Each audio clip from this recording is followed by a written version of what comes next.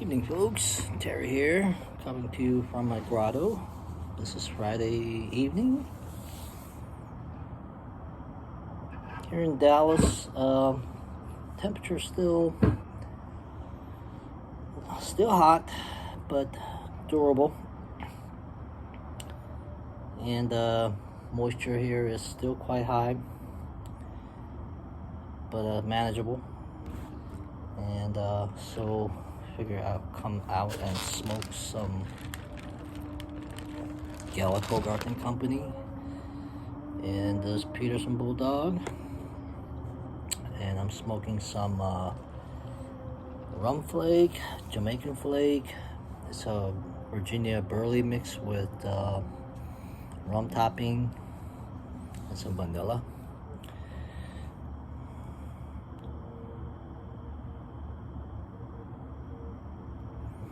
And on Smoking Pipes is their top 25 most popular blend.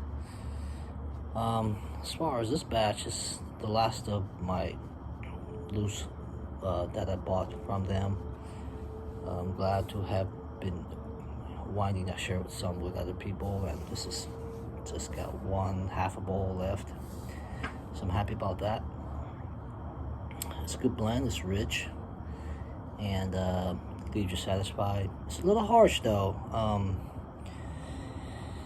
and I have to take it nice and slow. It's flake, but I roughly loosened it, packed it a little light, but I just smoke it down and gotta tamp it a little bit more to get the proper draw.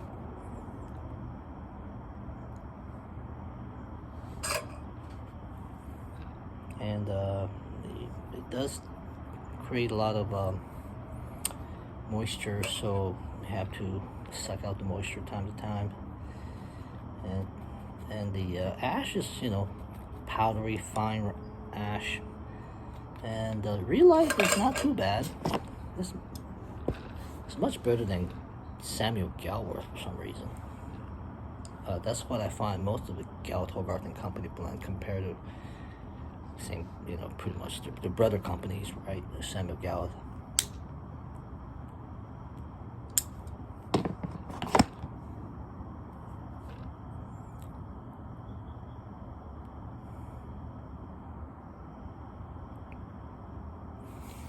The Retro Hell, to be honest, there is no vanilla. The rum, I'm not a big rum drinker, so I really can't pick up on the rum. Right now I'm drinking some Diet Coke and vodka.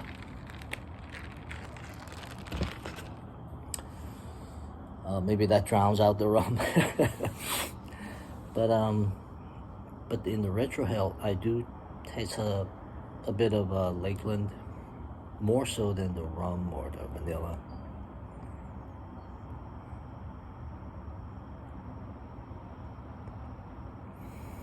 And yeah, this is more on the burley side than the Virginia.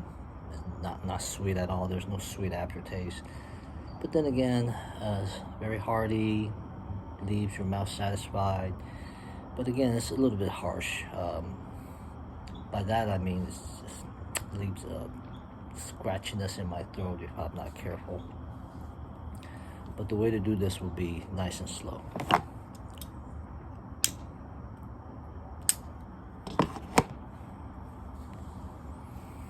And the bowl doing pretty good in terms of temperature.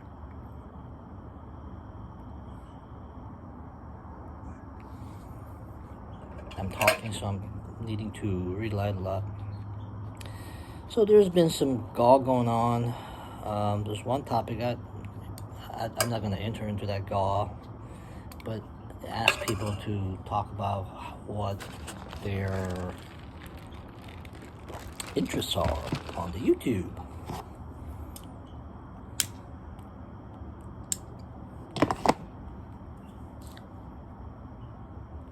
Harsh.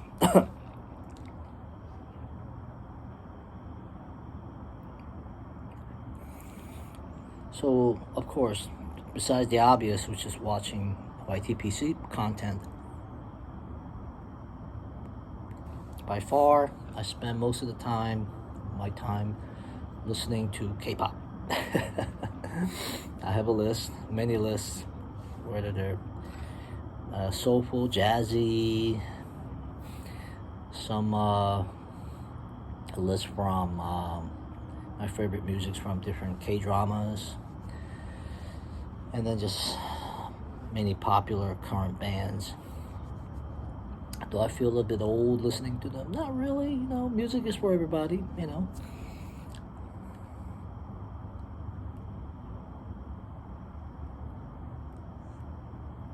And, as far as, politically speaking, Japan, not Japan, Korea is one of those countries that are exporting their soft power, including K-pop, K-drama, K-town food, all wonderful stuff. And I did not discover K-pop until the COVID period, and one of the group band called Twice. It's a 9-girl band that popped into my feed, and I was like, what is this? From that point on, it was history. And right now, many K-pop bands are touring the US, so that's very exciting. So that really, K-pop is really what helped me through COVID, plus the pipe. Without these two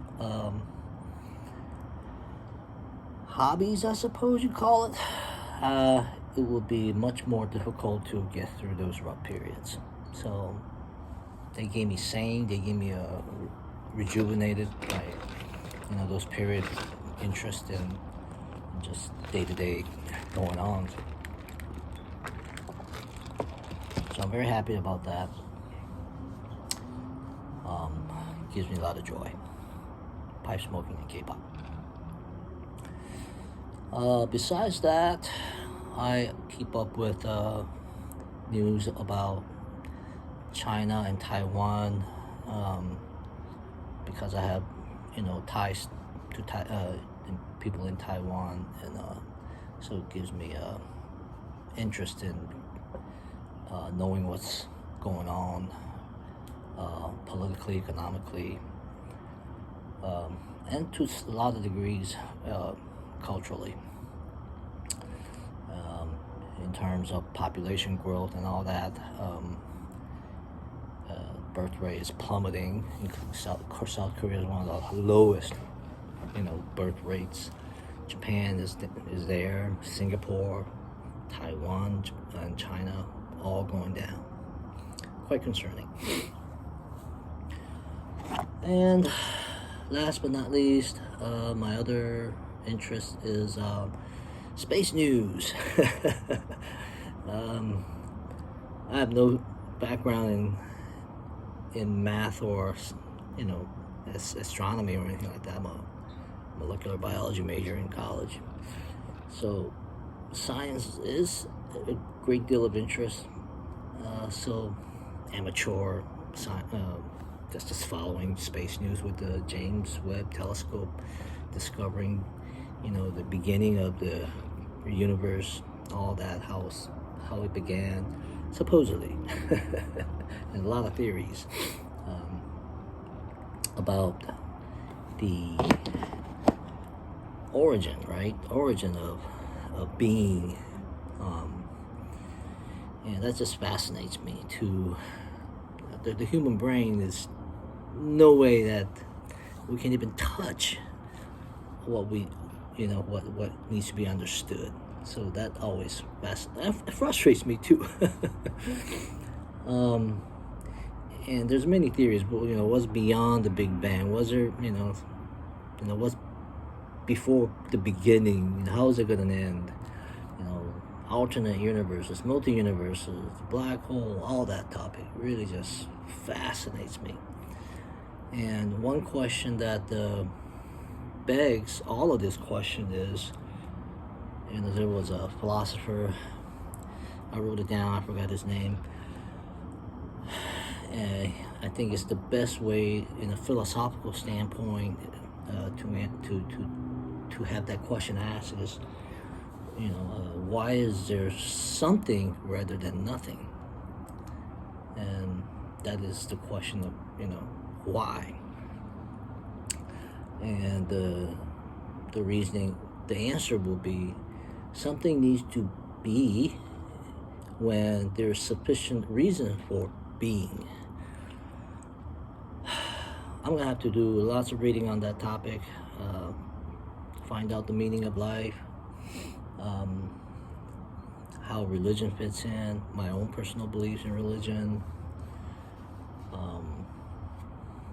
Why are we alone? The Fermi paradox. Are we the only ones out here? If we're the only one, then we're so unique. Does that make us big or small? So those are topics that doesn't keep me up at night, but keeps me interested. Very fascinating. Very fascinating. And so those are 3 big channels that I follow. Not channel, but the topics that interest me, that consumes me on the YouTube, and keeps my brain turning. Hopefully, we will find more answers. There's more investment into different type of telescopes out there, and that's quite interesting. One other thing is to compare the enormity of the universe to the very, very tiny bits. What are particles, right? Atoms and subatomic particles, and what makes those. So far there is no unifying theory of this universe. People are working on it. Money's been spent. Decades passed on. Have we made any progress? It's open for debate. We don't have an answer yet. So those are all interesting. And